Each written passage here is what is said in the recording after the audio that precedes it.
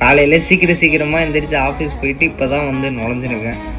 கொஞ்சம் நேரம் தூங்கிட்டு நோம்பு திறக்கலாம். ஓகே, இதுதான் என்னோடய சாவி குத்து. இது ஒரே ஒரு ஹூக்கு தான் இருக்குது. இந்த ஹூக்கோட கேப்பில் எல்லா சாவியும் வெளியில் வந்துடுது, கீழே விழுந்துருது. சிரமமாக வெளியில் போனால் டக்குன்னு சாவி கலண்டு கீழே விழுந்துருது. சாவி குத்துன்னு தானே சொல்லுவோம். சாவி குத்துங்கிறதே எனக்கு மறந்துடுச்சு. 9th 10th படிக்கும் போது சைக்கிளில் போனேன் ஸ்கூலுக்கு. சாவி குத்து இருந்துச்சான்லாம் தெரியல. இந்த ஊரில் வந்துட்டு இந்த சாவி டூப்ளிகேட் அடிக்கும் போது அந்த கடையிலேயே இதை போட்டு தருவாங்க. ரொம்ப வருஷம் ஆச்சு கீச்செயின் வாங்கி. ஸோ இன்னைக்கு போய் கீச்செயின் வாங்குவோமா?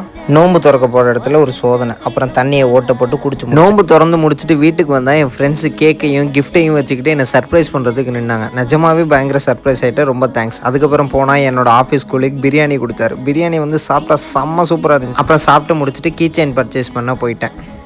ஃபஸ்ட்டு கடையோட கலெக்ஷனில் எதுவுமே நல்லா இல்லை. அடுத்து 2வது கடைக்கு போய் பார்ப்போம்.